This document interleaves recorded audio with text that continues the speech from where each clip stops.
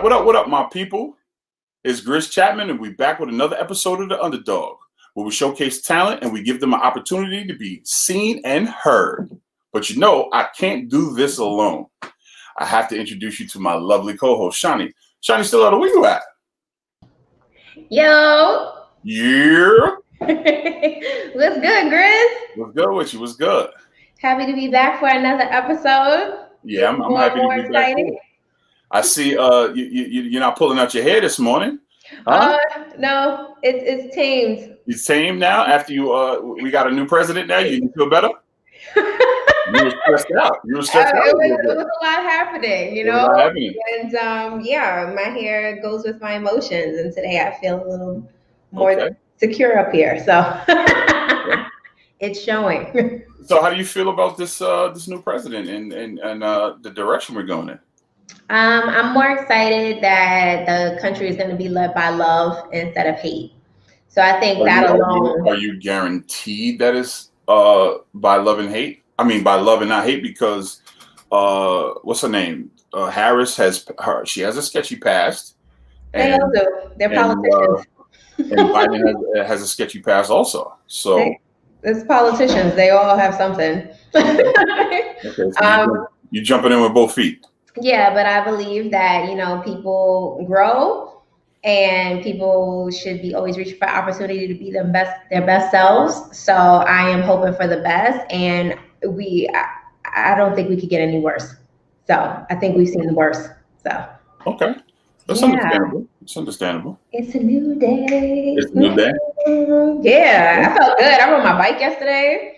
Yeah, I was watching you. I was peeping your transition. It's so funny because usually I'll do like a minimum of like 30 miles, 35 miles or something like that. But I hadn't been on my bike in like a month. So I only did 22. So I was like, But you see, ladies and gentlemen, you see how she stunned on us. She normally does 35 miles.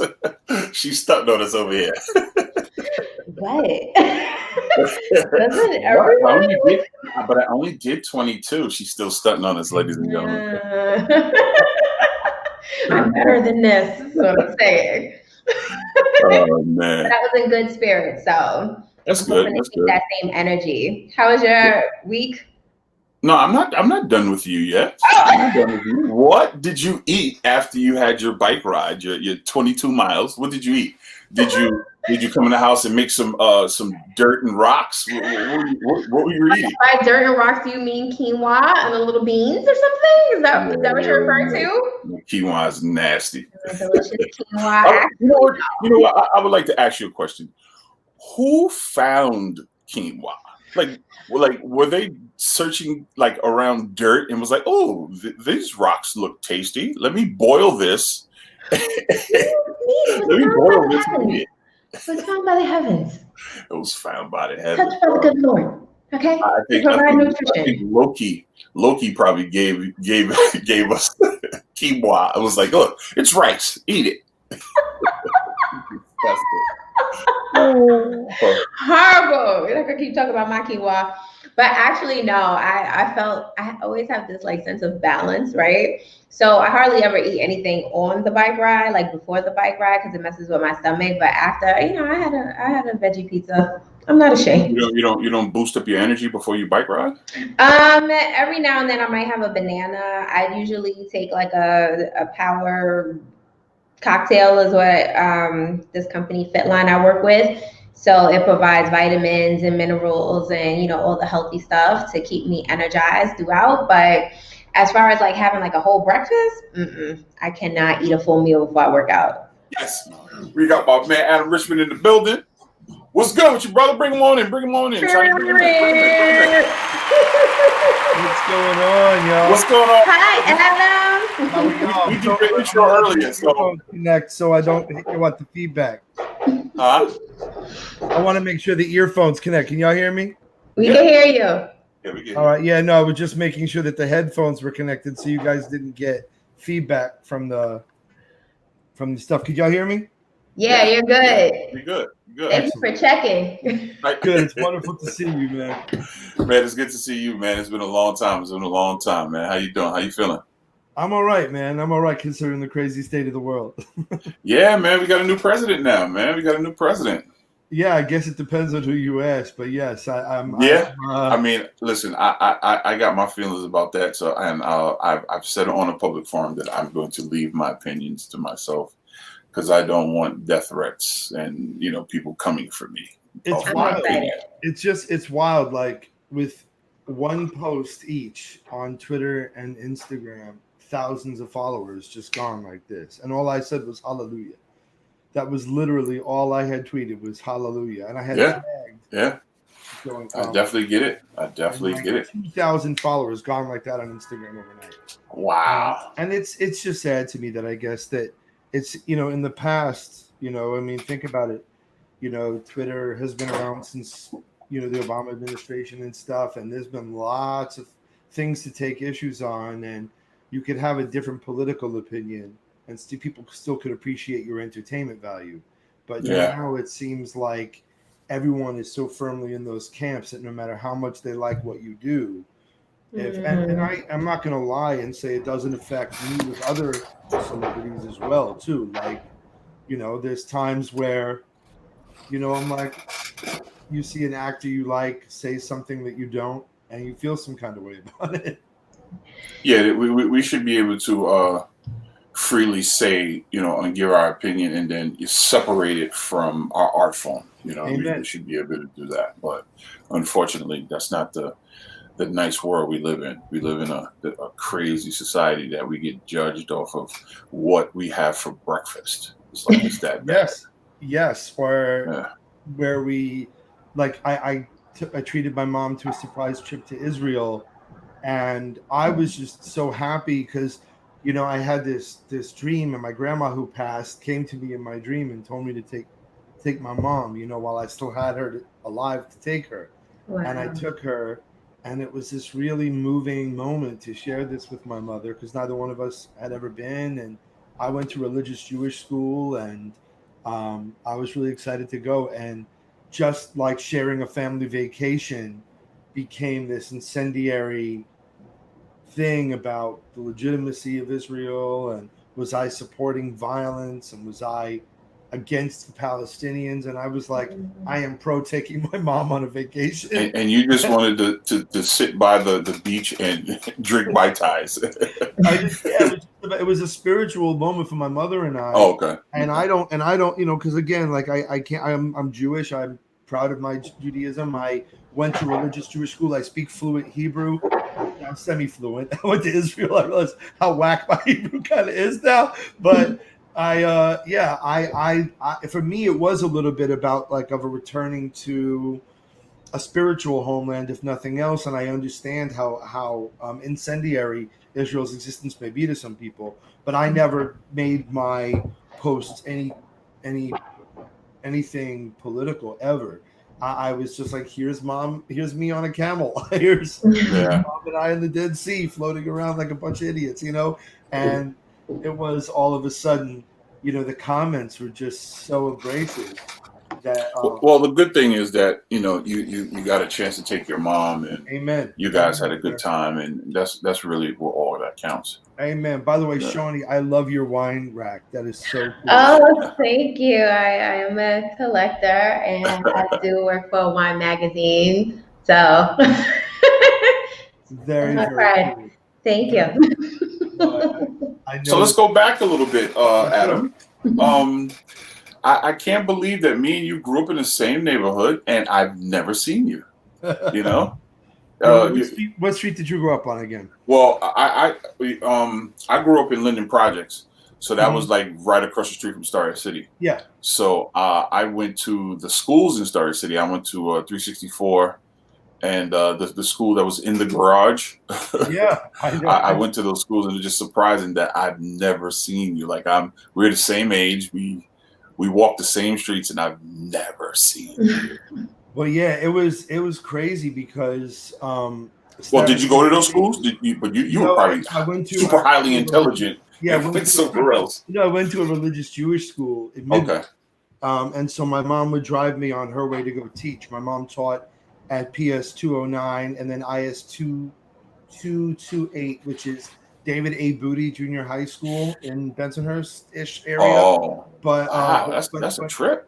Yeah, it was my that's the thing with my mom. It's why my whole life is a love letter to her, because she rubbed 2 nickels together to make $1 and made chicken salad out of chicken shit my whole life. And like, she was working, multiple jobs and driving me, to school or from school at the same time. She had to grade papers and make dinner because she was a single parent. So she did a lot. But yeah, like in Starrett got really, it got a little violent towards the later years of my living there. My mom and I got mugged at knife point in the elevator, and and I got jumped a couple times because if I forgot to take my yarmulke off from school, we were just a target, down Pennsylvania or on Linden or Van Sicklen or any of those streets. I lived in Elmira Loop, right off of Pennsylvania Avenue. So I had a few friends. The dope thing was, compared to my contemporaries, because most of my friends were West Indian or African American or were Latin, of different Latin descent, whether South American or Caribbean Latin descent, that I was exposed to different kinds of music. And I think my love and my knowledge of hip hop and my love and my knowledge of a lot more like streetwear culture, a lot more like, I would go to school and talk about Crush Groove, or I'd talk about Run DMC, and people would be like, huh? I remember mentioning Houdini, and they're like, he was Jewish. I'm like, no, not the magician. Not that Houdini. The freaks come out, And I remember I actually judged a burger competition with Reverend Run himself. And I told him how I got in trouble because I didn't realize that Mrs. Birnbaum had walked in the room, and I was rapping the beginning of Peter Piper. And, I hit that line about Jay's dick. So, shall we call your mother now? Or? Yeah, just call her now and get it over with. She's already on her way. Exactly. So when did you leave Starrett City? What age? This is the funniest thing. My first day of Midwood High School, I left from Starrett, went to my first day of intro, whatever, to Midwood High School, and then came home to a new home in Canarsie on 80th Street between L and M. So we still lived in the same neighborhood. It's crazy that I still we never really crossed paths because. Where'd you go to high school? Well, I went to FDR High School. Oh, word, okay. And I went to Midwood High School summer school, and Canarsie. I worked in Canarsie because I worked at S&D's for years. Really? On Rockaway Parkway. I worked at S&D's for years. So I worked at a Bracciamento restaurant right off of Rockaway Parkway. That restaurant on the pier, when you get off on the Rockaway Pier, that restaurant there. I worked there for a while. So that's probably why, because we were at two separate ends of. But I mean, that's where Rockaways. Holy Family was right there on Rockaway. You would take Flatlands Avenue, and Holy Family was there. Trio Pizza, and then that was interesting because I would take the B6 from Midwood back to Canarsie. B6, holla. That was the Jackie Gleason. They called it the Jackie Gleason Honeymooner Station. But I'd take the B6, and all my boys had gone to Bildersea, had gone to Canarsie, had gone to the local, and I never went to junior high. So kids in Brooklyn were going to Huddy and going to Mark Twain and going to Bildersea and other junior highs. But my school was this religious school that went 1st through 8th grade.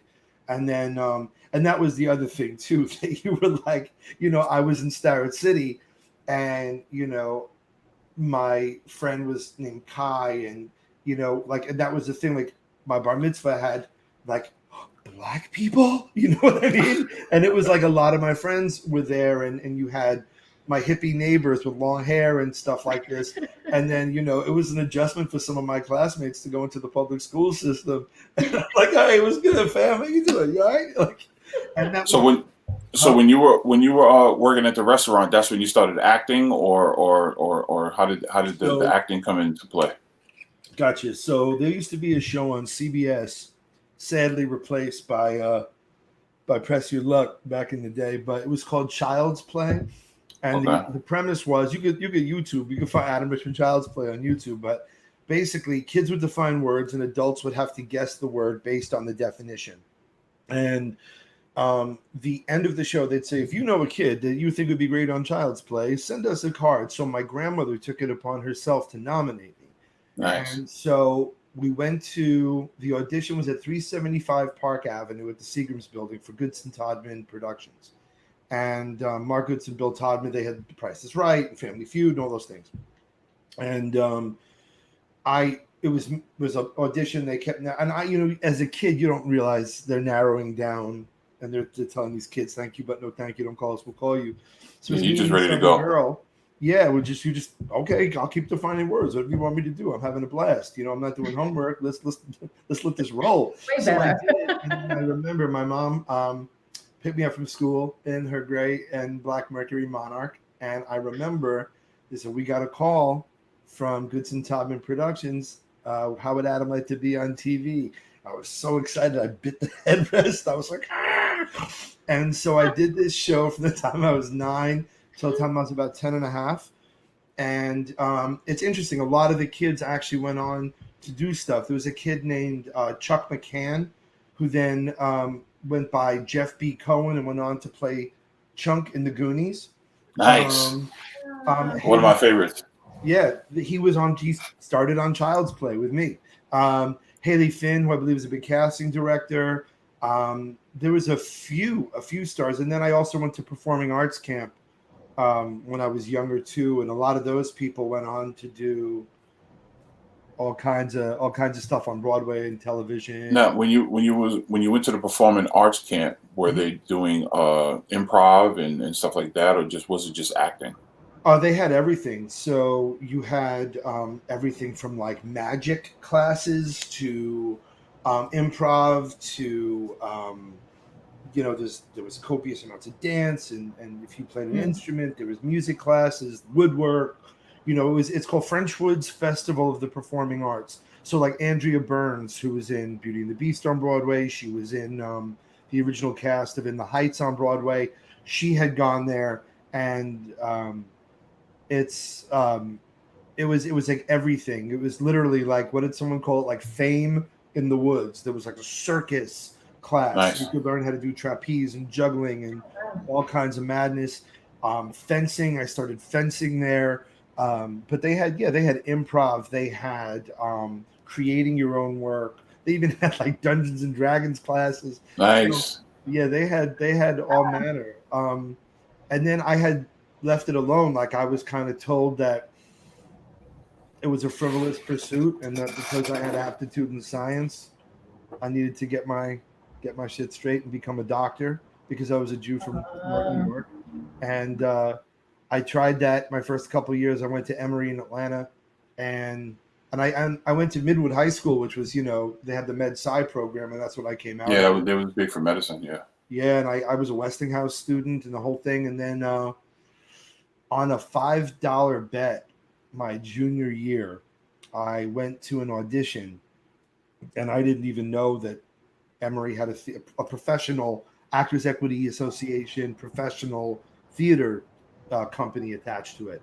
And I auditioned and got a lead, and I ended up meeting people that were freer and a lot more true to themselves than a lot of the people I was meeting in the Greek life fraternity sorority system that I've been hanging out with. And people that just, like I said, just felt like freer, felt a little more actualized, felt a little less constrained by like what other people would think. Mm-hmm. And it was tough. You walk that tightrope between being like, there's a word that the British use for cigarette that is a pejorative word in America for gay people. And they would call me, acting. Wow. Or frat puke. So the actors thought I was a loser frat boy. Then I was being told I was this effeminate gay actor by fraternity people. So it was 2 very difficult years of walking this tightrope of never really fitting in either world.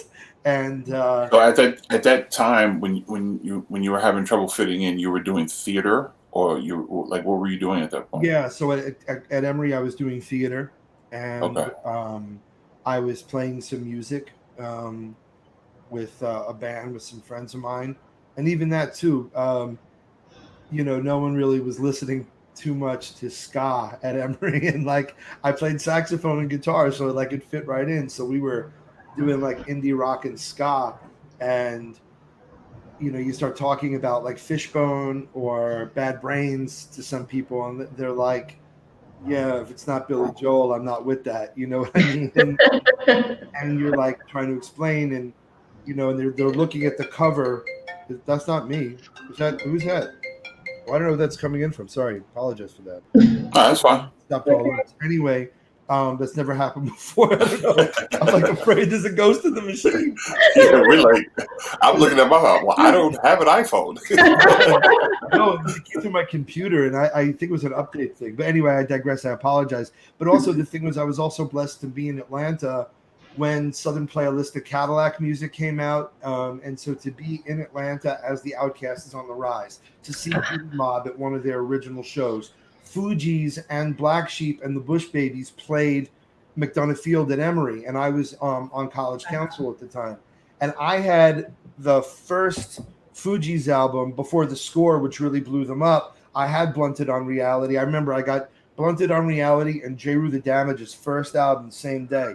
Nice. And that was, think about that year. You had 36 Chambers, you had J. Rue, you had Midnight Marauders, you had the first Fuji record drop, and it was really crazy because I would like tell people like the next year when everybody was like bumping, Killing Me Softly or whatever, that nobody realized. I was like, Prosrel and Lauren were walking down Fraternity Row a year ago, freestyling, walking down the road. That.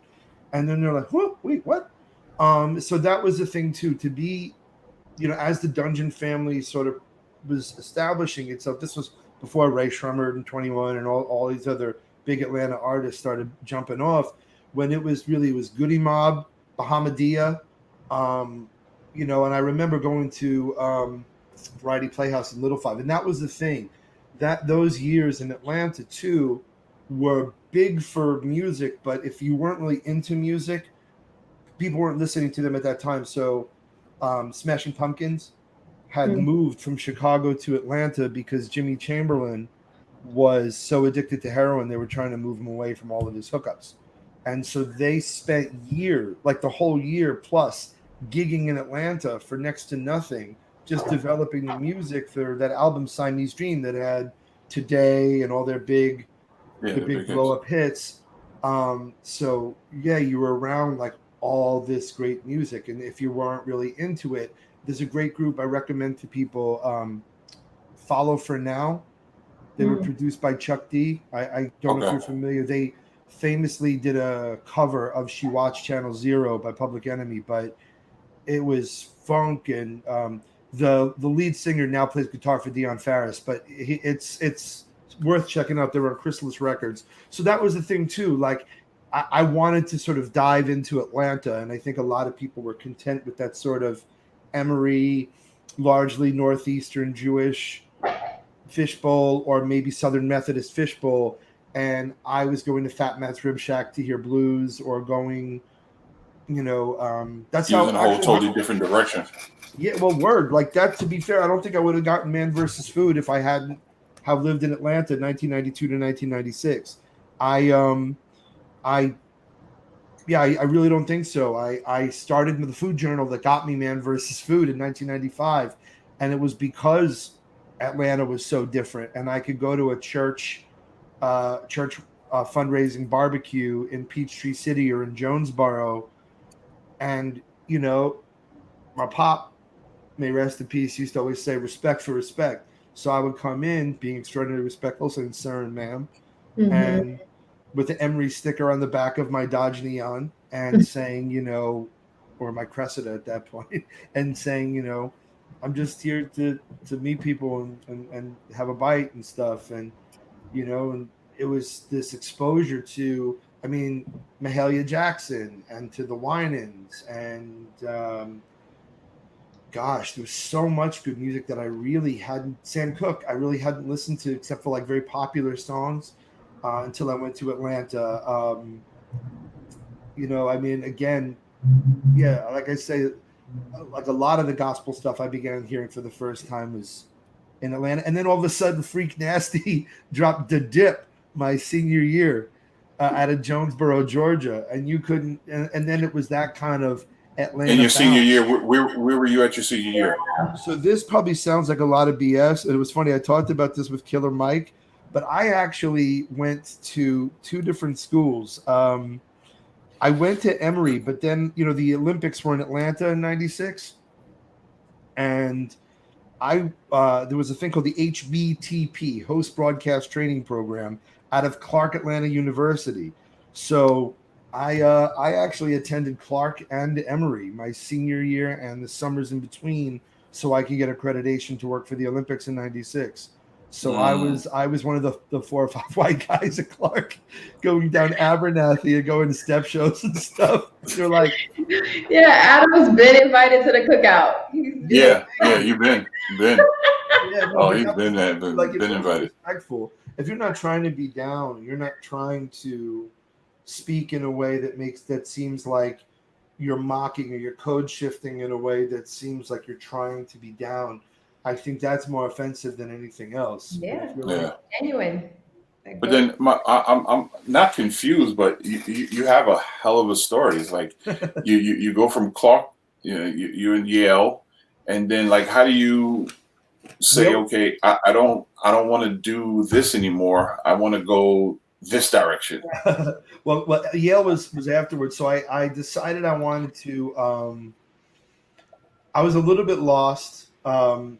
I switched from medicine to international studies, which was cool, and then I ended up trying to make a living as an actor in Atlanta. And back then, in that economy, you actually could without a union card, because the cost of living in Atlanta wasn't so high. And I had, roommates, lived in a house and stuff. And I had a bunch of different jobs. My boys from back home used to say, "You sure you're not West Indian?" Because I'd be like working like 5 or 6 jobs. And they're like, and my boy used to always start quoting that joke from Living Color. "I'm the milkman, the garbage man, the electrician." Yeah, like 12 jobs. Exactly. You only have 3 jobs. So yeah, so I had a bunch. I worked for a pizzeria. I worked for a courier company. I can admit it now. I think the statute of limitations has worn off. I wrote papers for Emory students for cash. I had all kinds of stuff, and then I would act for the little bit of money you can get as a non-union actor. And then I tried to make a go of it, and then I got this kind of prestigious, albeit unpaid, apprenticeship at Actors Theater of Louisville. So I acted for 2.5 years in Atlanta after graduating. Went from there to Louisville, Kentucky. Lived in Louisville for a very hard year, 97-98 season. So that's the year I lost my dad. Mm-hmm. And there I was on food stamps and very much living hand to mouth. There's like these benefactors for Actors Theater called the Actors Associates, and they would like literally donate canned goods to me. Like, it was rough. And then I came back to Atlanta after that. I got a chance to do a play with Delroy Lindo, which was really cool. Then I went back to Atlanta, did one more show, and then tried to make a go of it in New York, and did some shows off Broadway. But it was just really getting hard. And I was sort of ready to leave it. And I had applied to Yale Drama School when my dad had begun going poorly, and I got waitlisted. And then I applied another year, and I never even heard back from them. I never even got a rejection letter. And I was close to getting into UCal San Diego, another great program, but being that I was in Louisville and my father was dying and I couldn't get home, I didn't want to be that far away from my family, especially if my mom was alone. So I came back to New York, pounded the pavement with a copy of Backstage, and went to the open calls and did the do, and was hustling to try to get an agent. And then finally I reapplied to Yale, and I got in class of 2003. So I started Yale Drama in 2000. And at that point, I was working at the Green Market at Union Square, selling apples and apricots. And I was working at a bunch of different restaurants and doing kind of whatever I could, to be honest with you, trying to the grind was serious. Yeah, man. There's a restaurant that I ended up, one of the first places I was a proper cook. My boy Ralph managed a place not far from where I live now. And I was living on the leftover soup and bread from the day. So I'd come at the end of the day and I'd get the soup and the bread. And that's what I was living on because I couldn't afford the unenjoyment, wasn't really covering. I had to cover rent, my Metro card, and my cell bill. And then after that, there was like people like, oh, we're going. And like, that's why people were talking to me. Like I was hosting an event. I've hosted this event in the Hamptons a few times. And they're like, so what are your memories of the Hamptons? I'm like, coming out here this afternoon. I ain't been able to come out here before. Like all my contemporaries that went into law, went into business, they were doing the house shares in their 20s and raging and talking about these crazy parties out in the Hamptons. And I'm like, I can't afford that. You were working. Constantly. So how did you get the opportunity for Man vs. Food? So I had signed with these commercial agents out of Yale. They used to be called CED. Then they were changed to CESD. I think they were originally commercial agent, right? Well, commercials. Yeah. I'm signed to them. Yeah, CESD. A word? Yeah, it was Cunningham, Escott, Tapini, and then it was Cunningham, Escott, Slevin, and Doherty. I think is the new acronym. So periodically they used to send out these mass mailings to everyone.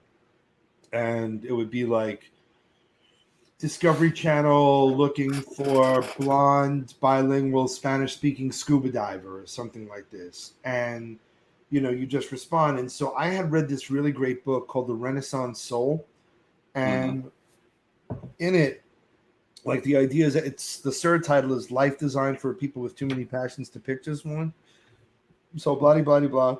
I do this little exercise called the reverse flow chart where you take your skills and passions and you kind of figure out what you want to do. And it came out to host a food travel show. I'm not joking. No way. And I was like, yeah, that would be good for me. And then the idea is that if you realize that this is what you want, then you need to launch yourself like a missile at these opportunities. So sure enough, I find out through one of these mass emails, Travel Channel looking for somebody with knowledge of regional food, on-camera comportment, ability to cook and eat quite a bit. It didn't say anything about food challenges, that likes eating a lot, blah, blah, blah. So I start blowing up my agent. Like, you must submit me for this shit. Please submit me for this. Please, please, please, please. So at the time, one of the many jobs I had, I was working at MSG TV at that point as a logger, making $70 a shift, not an hour, a shift. So that meant like for a full Knick game, including the pregame, postgame, $70. That's it. Wow. That's like, yes, it's like whole day, like a whole Libs game, a whole Rangers game, whatever. Then, but I was also, it's so embarrassing, but I was understudying all the male roles in a play at Ellis Island called The Bela Lugosi Ellis Island Story. And I had to understudy all the male roles, including Bella himself. And the only dope part was you got to take a boat to work, But if as an understudy, that meant you spent most of the day dressed like Fievel the mouse from American Tail, greeting people, going, "Welcome to Ellis Island," with the little cap on and shit. Anyway, I kept blowing her up because you had no cell reception. I'd use the office phone, like, "Kristen, do we hear anything?" And so I'm sending like my resumes, my culinary resume, pictures of me cooking, whatever. So I got this audition. And like I said, in 1995 in Atlanta, I had begun this food journal. And that's a whole other thing because it didn't start as a food journal. It started writing like kind of sappy breakup poetry. This girl named Stephanie broke my heart, and I bought one of those Moleskine books to like write, like black turtleneck, clove smoking sad poetry. And I love you. Let me see. But it goes all the way back. I love how your story like circles back to all your talents, right? Because here you are, growing up in Brooklyn, you freestyling, now you're writing poetry. So you can essentially be a musician if you wanted to. You play the instruments. no, I appreciate you, but no, it was the truth. I was just writing this poetry, and then like, but I've never been good at Dear Diary. Today was a rough day. Like I couldn't do that. But when I started writing about the Van Morrison music that was playing, or like the food, then suddenly all those other emotions came out, and so it was just easy to like keep that as my journal. So when I auditioned for Man vs. Food, so I was using all those regional theater gigs I was getting out of Yale Drama to augment the journal. So I did a play in DC at the Arena Stage. So as much as I wanted to, hear go-go music and go see the Huckabucks play and go to Black Cat and whatever else, I wanted to learn about Mumbo Sauce. I wanted to learn about the old Ebbett Grill and things. That when I went to Cleveland Playhouse, worked for Cleveland, I wanted to know the Polish boy sandwich at Hot Sauce Williams, but I also wanted to go to the markets. And so there was this beautiful sort of juxtaposition. So Man vs. Food was originally called Pig Out, I shit you not. And I auditioned for a really awesome casting director named Barbara Barna. And I'll text you this picture, Grizz, if you want to show it. I took a picture of the original T-shirt that I was like, ain't no fucking way I'm wearing that or that out. It was I pigged text it to me, I'll put it up. It says I pigged out with Adam Richman, and it was a picture of a pig in a chef's hat with like shit all over his face. I was like, oh no. So so Man vs. Food was an audition-based process, and I found out later on the show was actually meant for someone else. That they were really trying to do it as a vehicle for the guy who hosted Human Weapon, and I was this sort of black sheep that they didn't anticipate, and so they were like, I mean, Chris, God, you're like a really gifted actor who's I'm sure auditioned, like, you have to have that balance between cockiness and confidence. Yeah. Like, so tell me about eating around the U.S.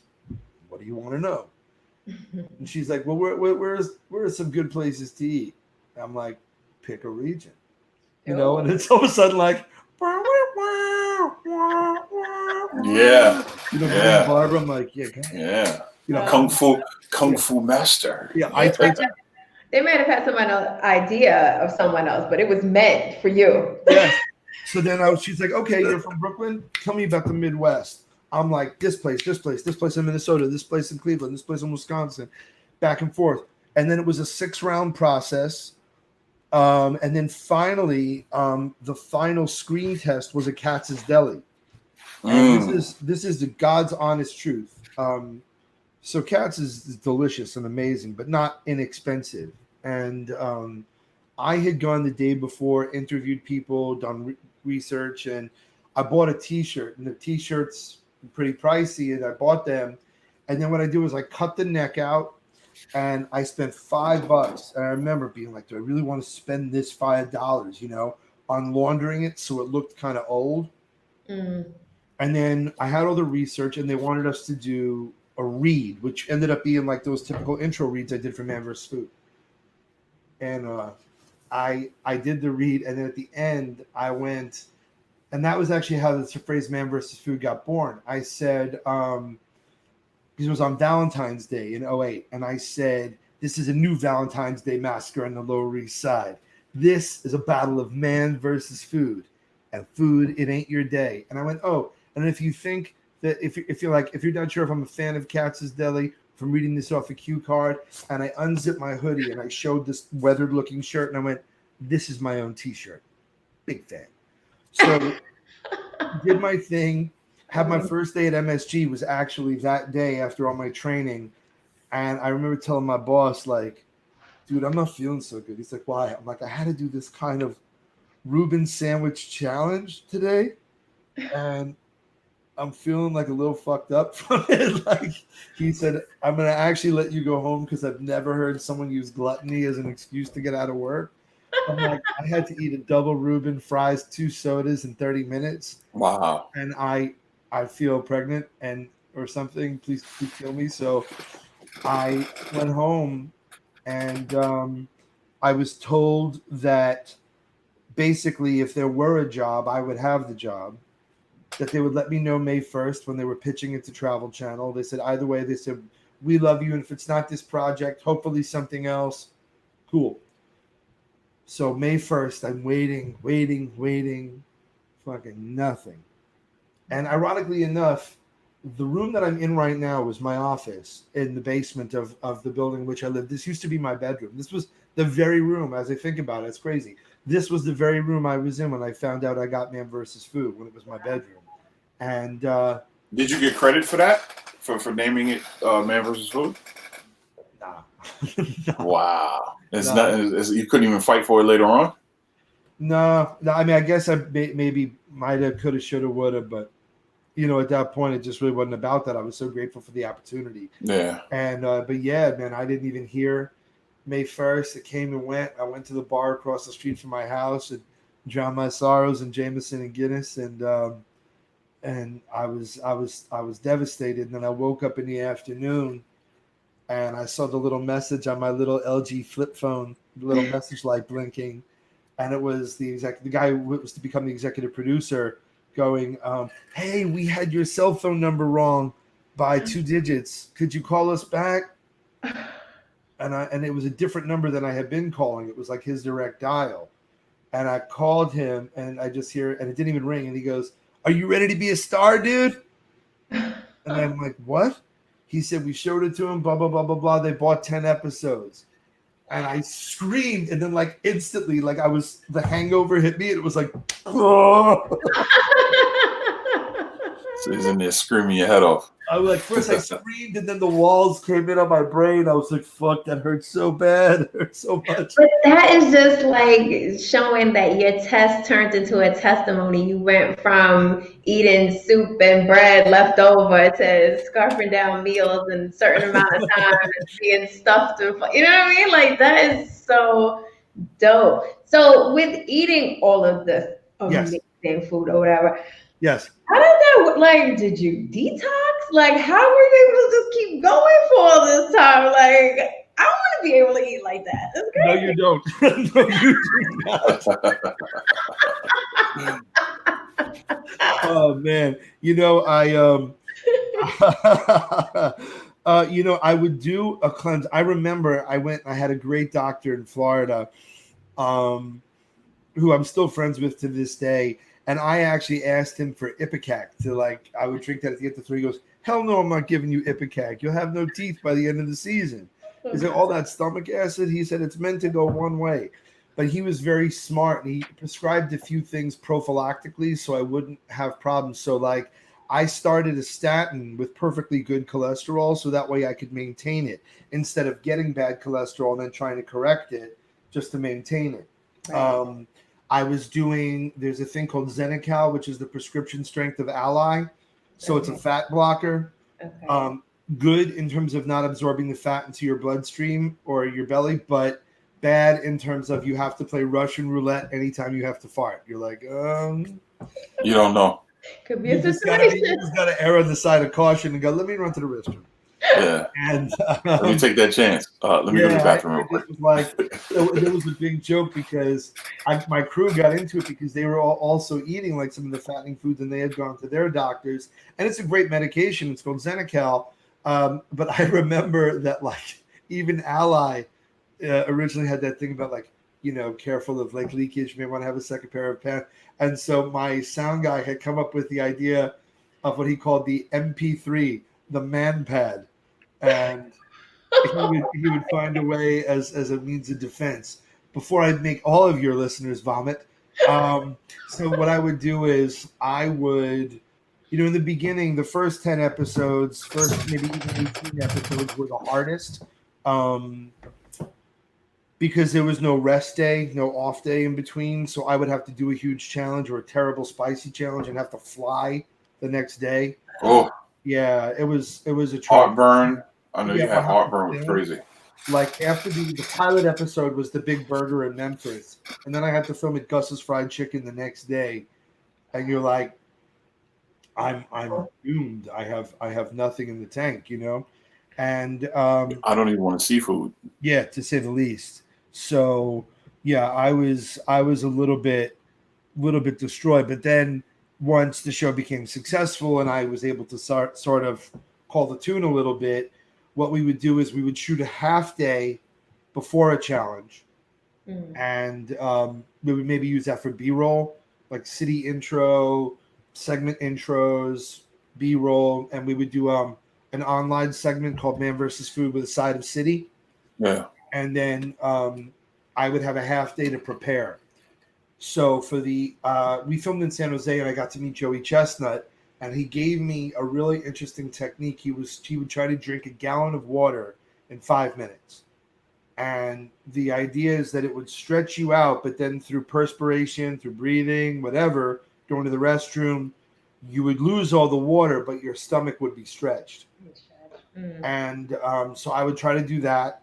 And then after the challenges, my doctor would give me these cleanses that I'd have to do. And he would say, and I want you moving right away.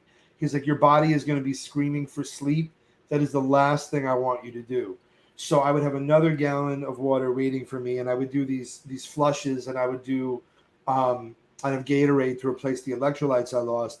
But I remember vividly after a lot of these challenges, with like a gallon of water, with my head like on the console of the treadmill in the hotel gym, like walking like 1.5 miles an hour with the water, like god damn, like, and people are like, all you do is travel and eat, like the job's so easy.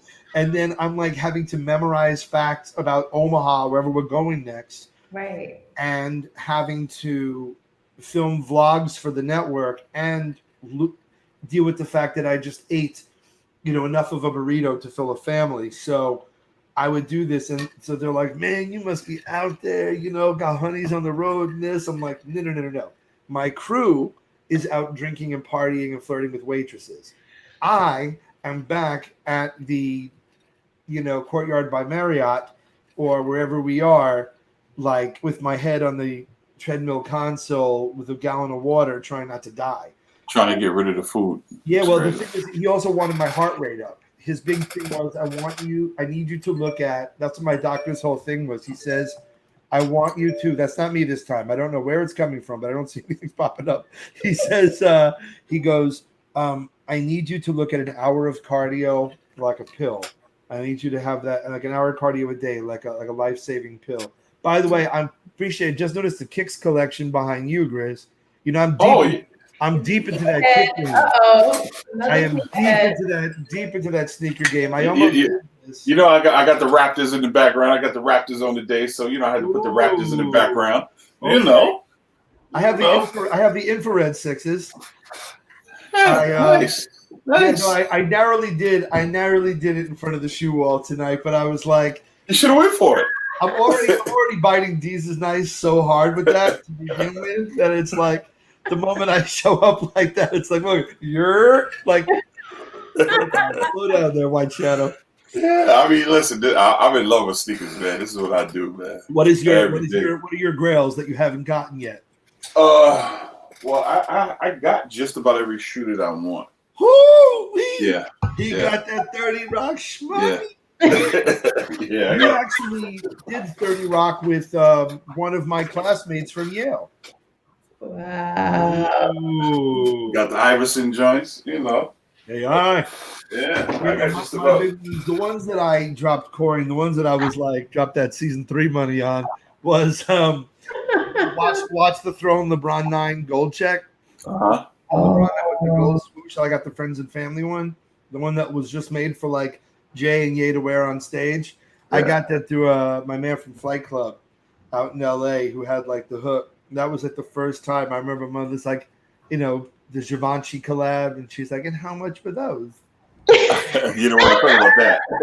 She's like, what, like more than 1,000? I was like, I'll show you some stuff off camera. Bet. You know what I'm saying? Yeah, I'll show you some stuff.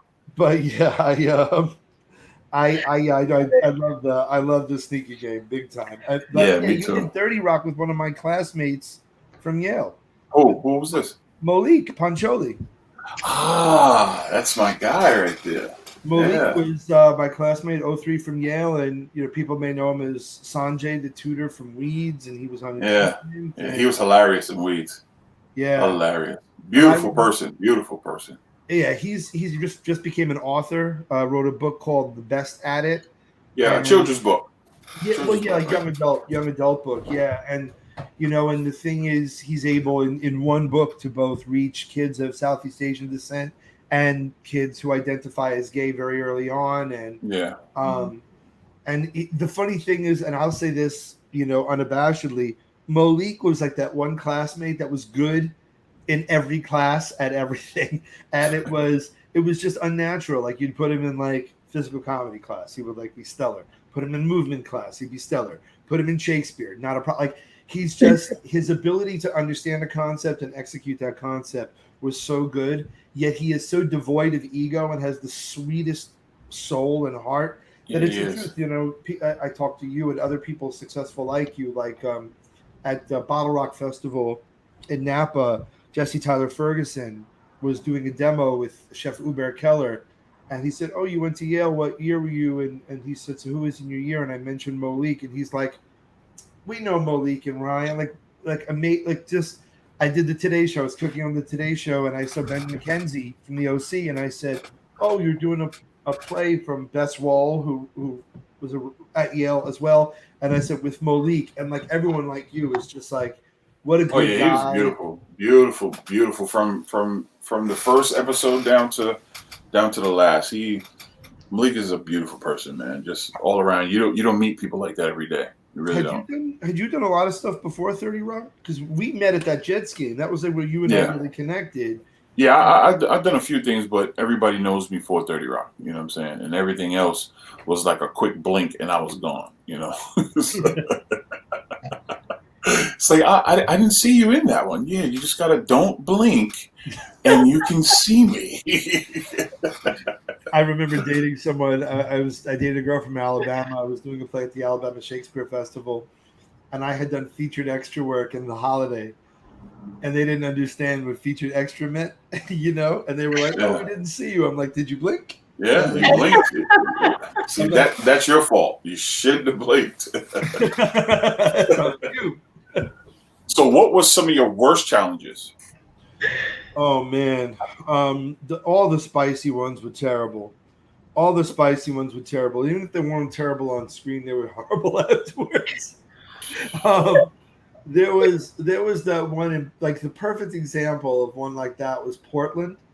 The Great Balls of Fire Fritter Challenge. Big night store in So Portland. much raw habanero in that. Big night store in Portland too. Oh really? Yeah. And I was like crushing the fritters, and they were spicy. And it's not just in the fritter. You have to eat the salsa that's with it, which is pretty much just raw habanero. Excuse me. And habanero has you could actually get habanero toxicity, and poisonous. Ooh. It can like approach like a poisonous level in your bloodstream. So anyway, so like I ate those things. I was out in the parking lot after the challenge talking with my PA, one of the interns, and some of the folks that were at the restaurant, just kind of like just shooting the breeze about like where I should go, what I should try while I'm in Portland. Here's a beautiful hike. Here's a great place to eat, great place to drink beer, whatever. And suddenly it felt like I got kicked in the stomach from the inside. And I remember they were closing up Salvador Mali's restaurant, and I bang on the door. I'm like, push the poor guy out of the way, knock the chairs off the table on the way to the restroom. And I go in there, and I wasn't sure if it was going north or south. Wow. I ended up just fully clothed, just sitting on the toilet holding my gut. Like, didn't even, with the lid, and I didn't do anything, but I just went in there and like was holding my stomach for dear life. And it's funny, I was trying to explain this to somebody recently. In X-Men First Class, there's at one point where that guy Darwin, Kevin Bacon puts like an explosive in his mouth. Yeah. And you just see him trying to hold it in, and you see the cracks, and he's like holding it in, and he sees the cracks. And that's what I was doing. I was just like holding my gut. and sweating, and then it eventually stopped. But there was always an aftermath. There was always. I mean, I said it on Leno. He was like, "So does the popsicle help for the spicy challenge?" I'm like, "Maybe sitting on a popsicle helps." Did you ever get food poisoning? Oh, well, I got habanero poisoning more than once. Then and in Little Rock, the Shut Up Juice challenge at Mean Pig Barbecue in Cabot. Mm-hmm. Great man named Buddy Merritt owns that place. He's fighting cancer right now, but he's one wonderful man. But literally, they had to put me in the walk-in freezer and douse me with water, and I was still sweating. Wow. And yeah, and it's funny, like a local DJ was like, "Adam, there's been any shit. I'm gonna come in there, I'm gonna knock this challenge out." He came in, and after 3 bites, they found him unresponsive on the floor of the women's room. So the paramedics, like, they hung back just to see and make sure that I was not going to die.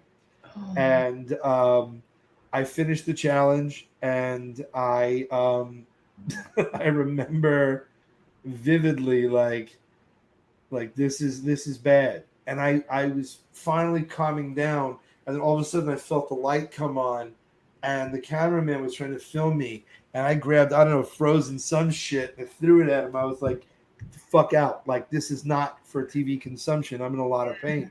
And I called my boy in New York, and I was like, "Come on, man! I told you I was in pain." He's like, "But you were joking around with me." I was like, "I was doing this to take my mind off with you, not that I wanted to be on camera." Yeah. And like that brought up more pain. And then that was one of those things where I had to pack and fly the next day. Wow. And that was abysmal. So I, and that was, my career suffered for it, but they had wanted to reboot the franchise with me, and they wanted me to host Search for the Next Man versus Food, which maybe from a financial and professional standpoint, it might have been wise to do, but I just didn't want to go back into food challenge programming at that point. I was tired of all the haterade on social, being like, with people starving in the world, how are you doing this show about mass consumption?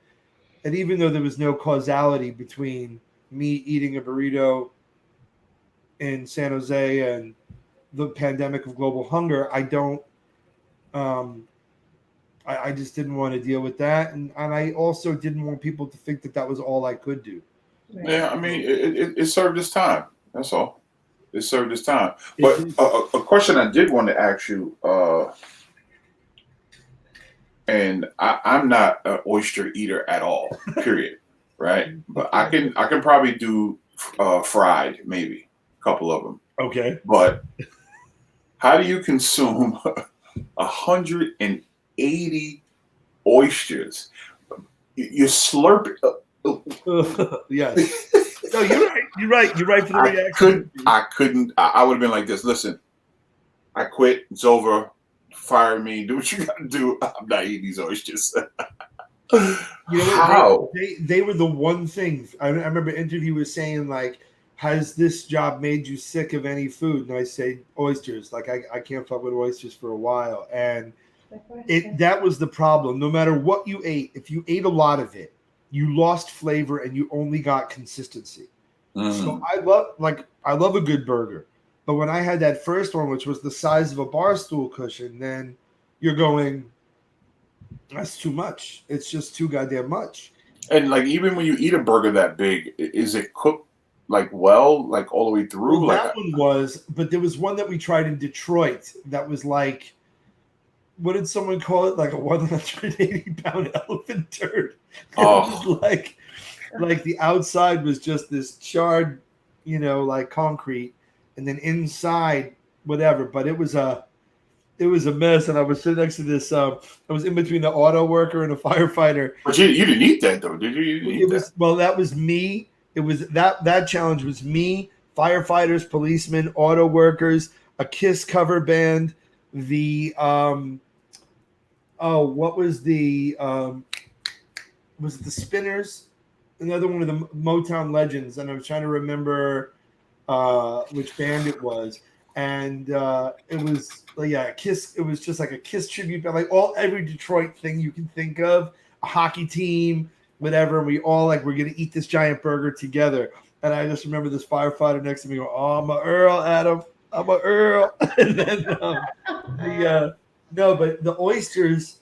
So the problem was when you're filming, everyone around you can hear everything, and I never wanted to fake it ever, and that was very important to me, that there was never shortcuts taken, that there would never people thought that there was like camera tricks or anything like this, that the moment I did that, the wheels fell off. So it was around the 11th dozen, and I'm just remembering how I felt there, and I had a little bit of a bubble. And my director Dan Adler, who now is one of the masterminds behind 90 Day Fiance, he was to my 2 o'clock right there. And I wanted to say, Danny, could you bring the bucket closer? But I knew if I said that, other people could hear me. And then if I called him over and then he brought the bucket over, people would see. And so I was dying, because the mandate was I couldn't slurp out of the shell, because the thing is there could be pathogens on the shell, so you had to use a fork. Okay. So the first couple, bang, bang, bang, bang, bang. I like oysters. It's fine, no problem.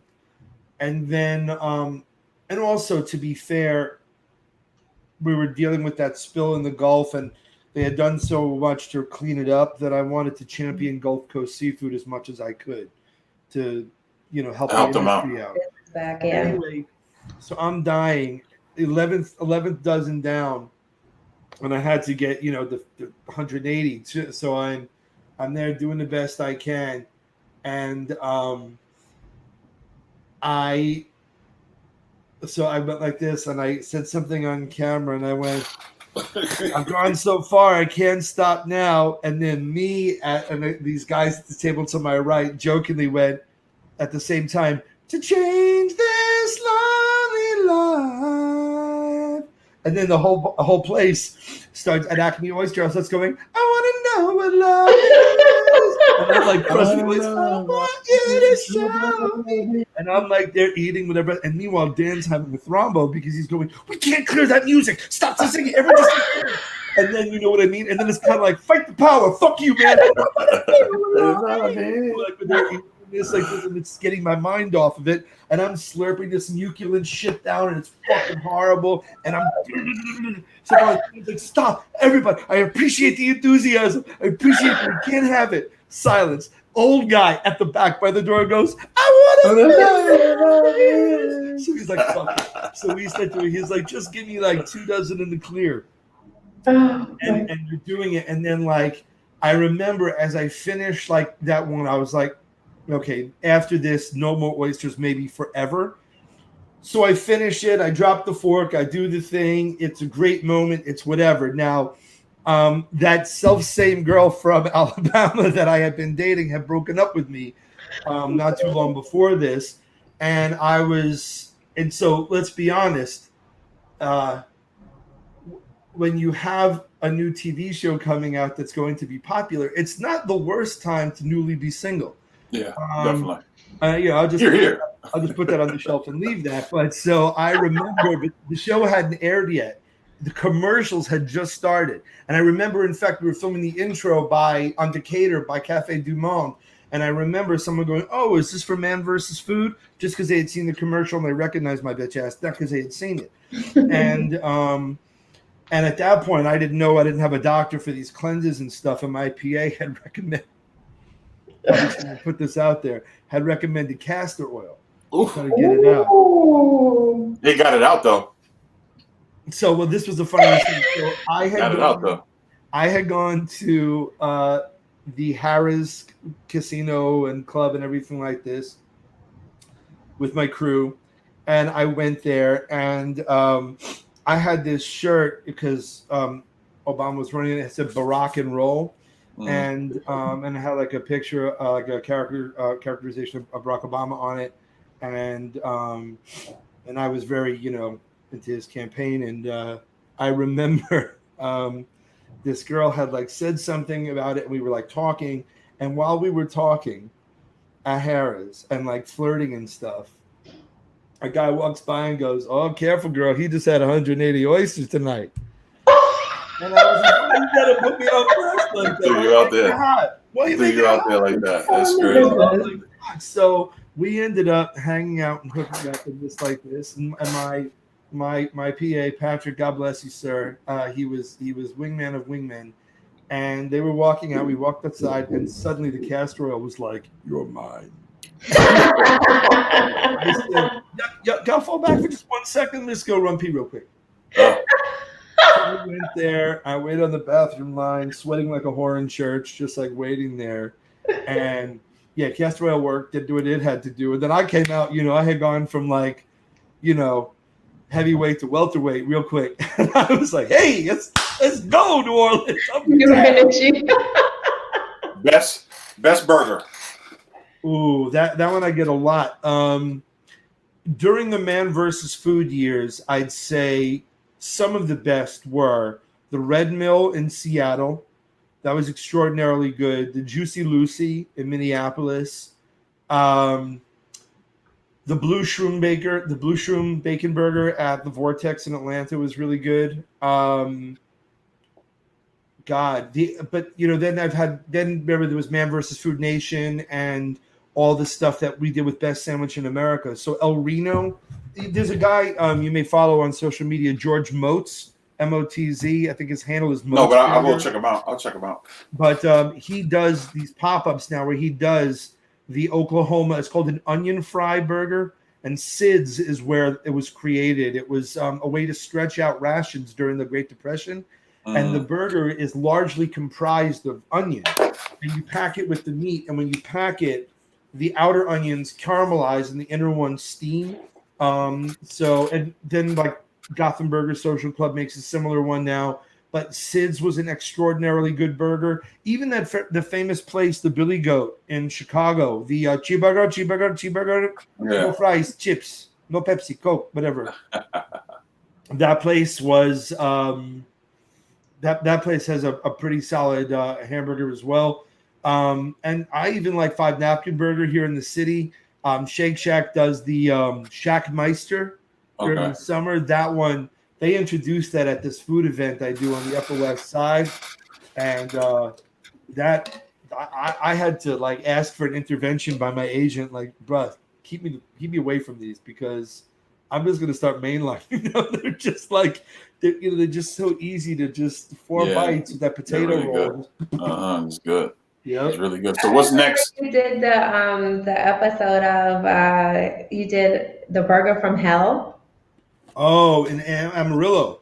Yes. Amarillo. And I'm curious to know, like, because I've seen you. I love hot ones. I've seen you on hot ones, and how does that compare to the spiciest wing on hot ones? No. See, hot ones, they have that one thing called the bomb. The bomb. A tiny one.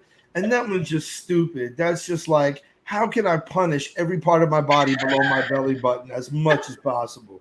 Because that's the thing. Like, if you watch the first season of Man vs. Food and you watch the spicy ramen challenge, yes. Mm-hmm.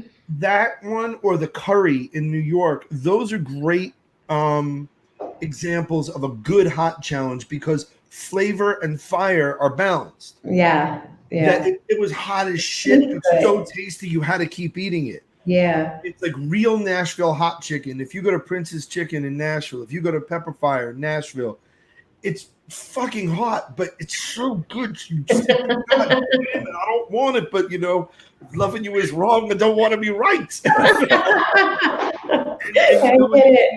and you keep drinking. So the burger from hell, the nice thing there was you had starch in the bun and you had fat in the beef to kind of work with that spice. That's why I think hot chicken is so bomb. And in fact, someone there made a recommendation and she was too shy to be on camera. There was a sweet girl. She might've been like 10 years old.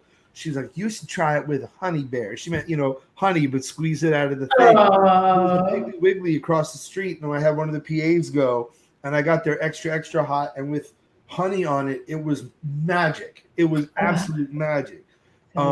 So that was like a good spicy one, but like spicy is still spicy. Like I remember just after the ramen challenge, having issues sitting down. I was worried for you. Wow.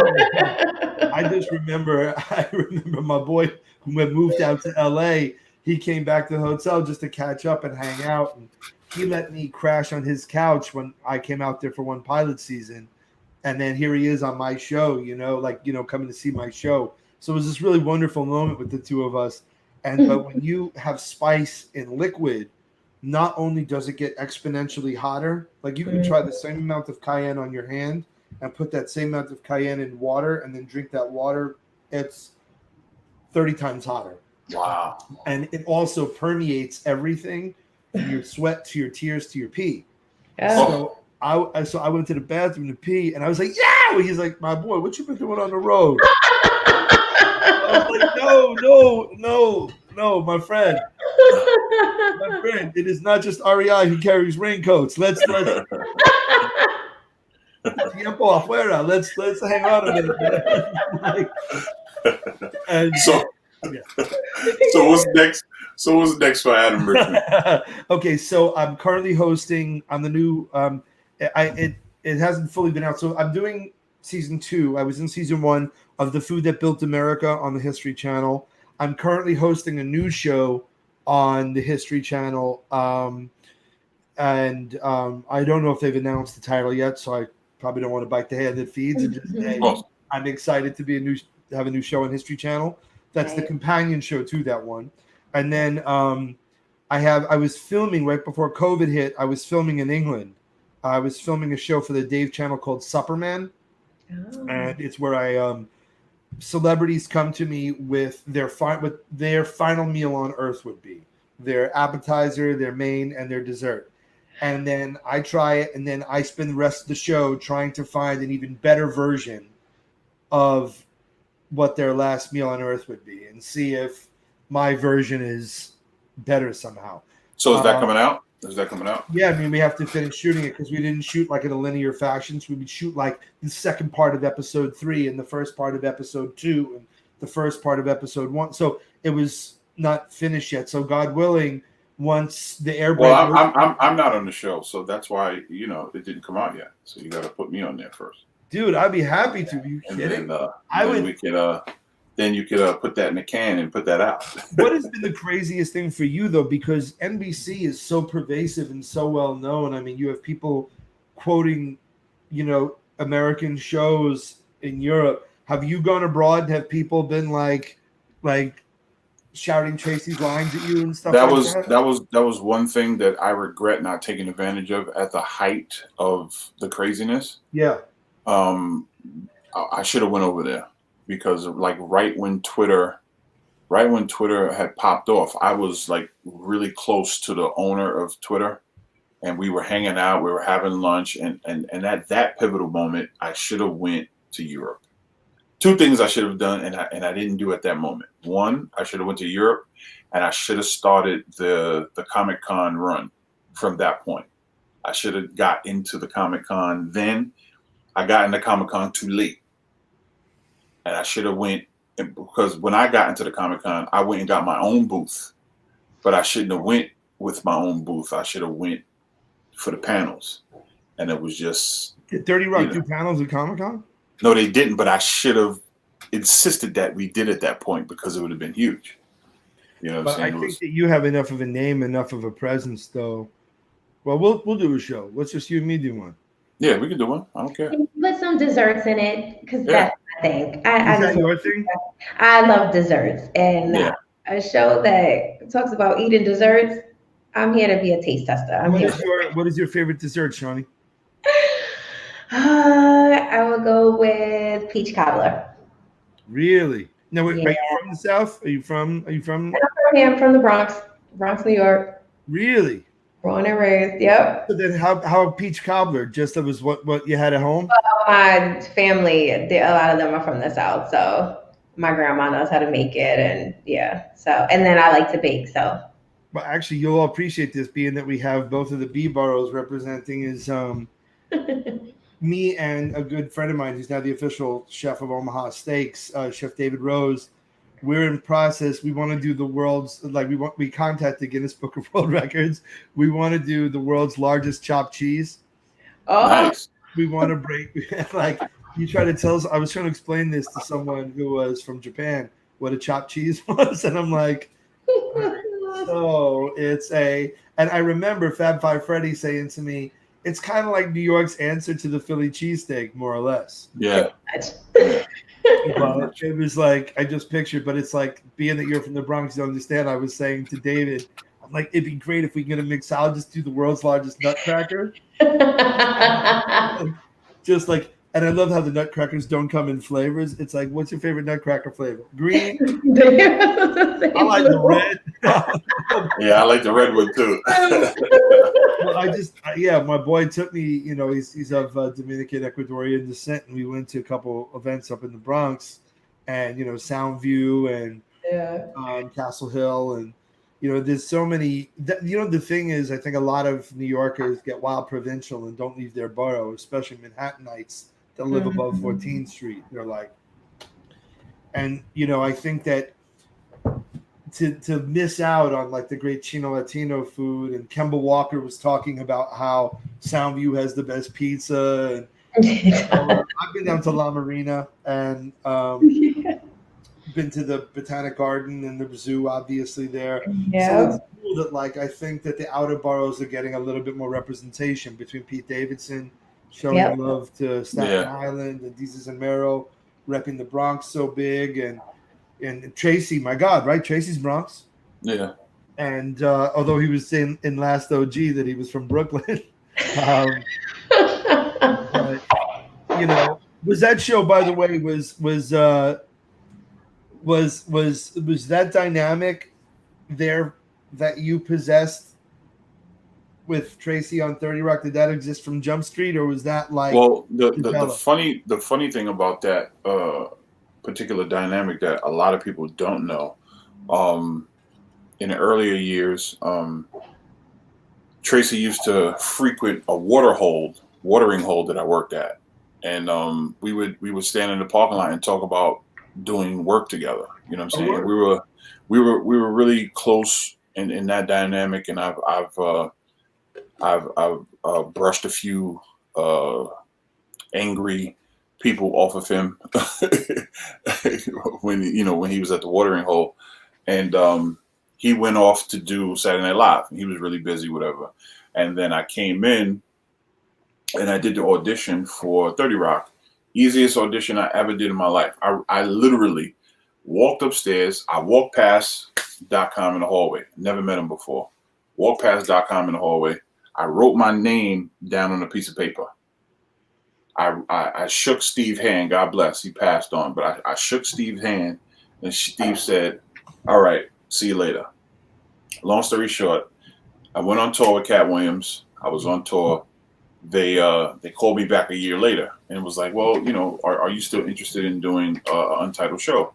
So I was like, who's in the show? They was like, oh, Alec Baldwin, Tina Fey, and Tracy Morgan. I was like, oh, Tracy Morgan, that's cool. First day of filming, we're at a strip club in the scene that we're doing. So it's crazy that full circle, we're right back where we started. So I'm at the strip club, and as soon as I walk in, he goes, Chris. And from that point on, the writers would follow us around the set. And I didn't realize this until about the third season, that they would come in our lunchroom and they would just sit and watch us. You know what I'm saying? And I had no idea that's what they were doing. But long story short, to make it shorter, the dynamic was already there. We were already really close, but it made it closer because the writers would follow us around the set and they would just watch us. And then they took that and wrote things onto the show. So well, that's awesome. Yeah. So at one point, even with the whole thing with me and .com not getting along towards the end of the season, he wanted to be a writer, and me and Tracy kept making fun of him. But true to life, we had a little tiff, but it wasn't nothing crazy, but it was just a little tiff.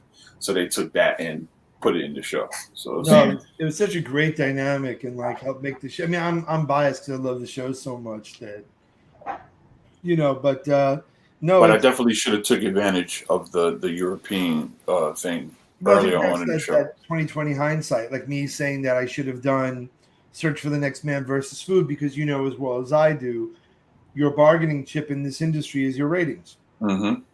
And that was your show that's you all the way down. Because even like when I watch it now with the new guy, the red faced guy with the red hair, it's just not the same. You know what I'm saying? I don't know who picked him.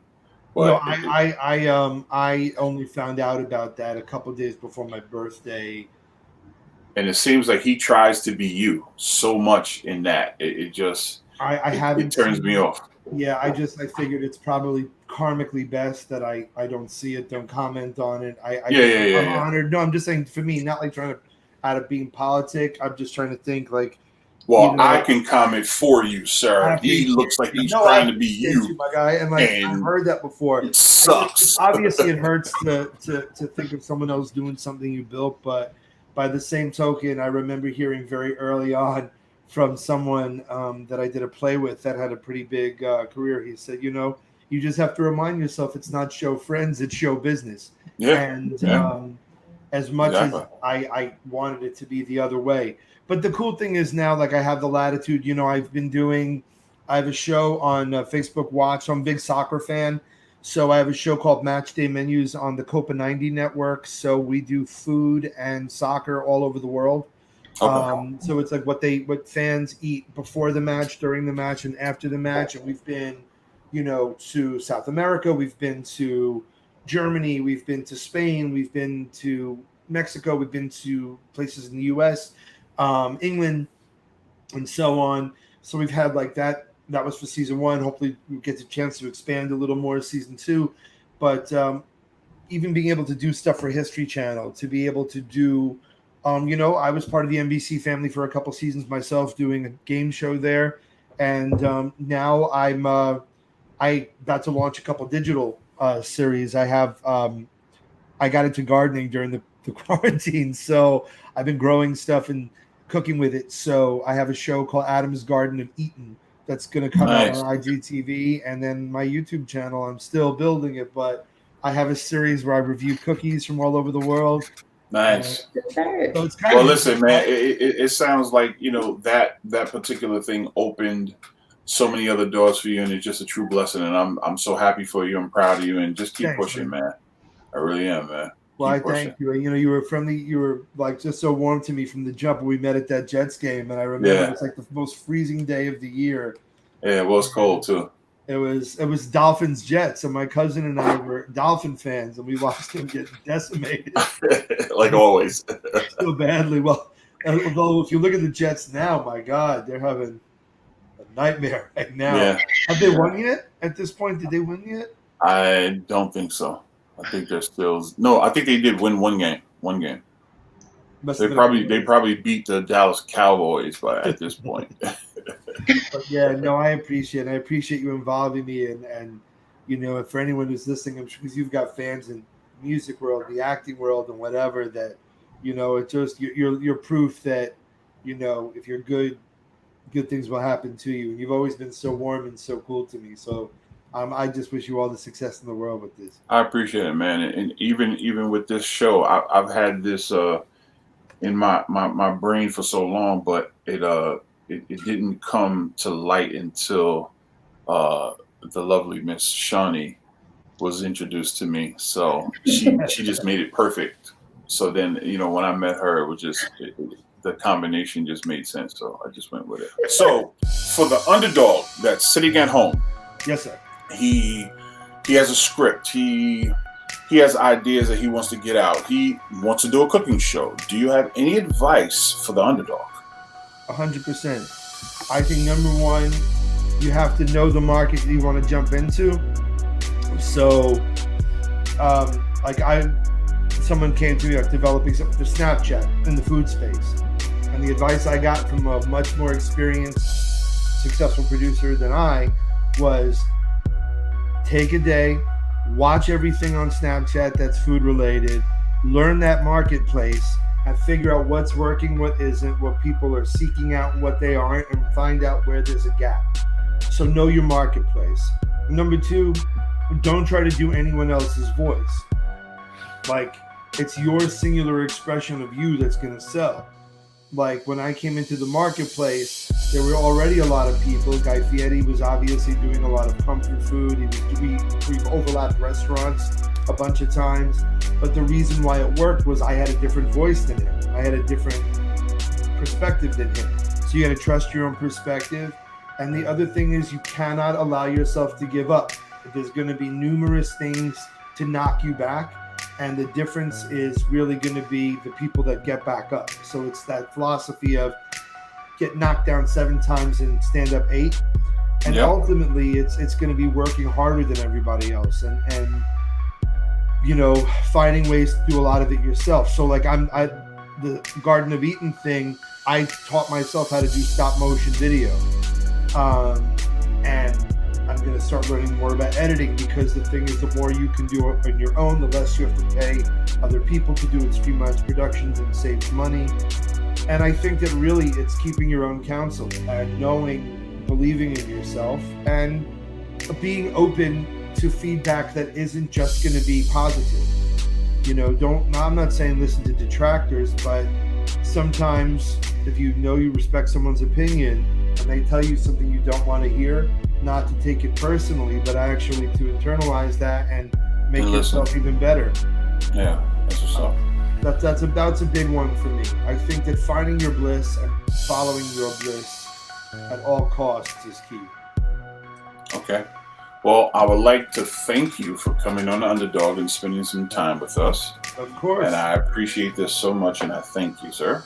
No, I thank you guys so much. Thank you for taking the time. We had a hard time scheduling this. So that's all right. That's all right. We made it work. We made it work. We made it work. I'm so grateful to the both of y'all, and to all the underdogs. Keep fighting, y'all. Yes, sir. Thank you. Oh, and one thing before you leave, can you just say, I'm Adam Rich, rocking with the Underdog. Only if you go by my phone. Yeah, sure, absolutely. I'm Adam Richman, and you are rocking with the Underdog. Thank you, sir. Anytime. Y'all be safe. And God willing, I'll see you soon. Yes, sir. I appreciate it, man. Have a good one. It's so nice. Yeah, it was a good one. That was a good one. That was dope. Very good. Very good.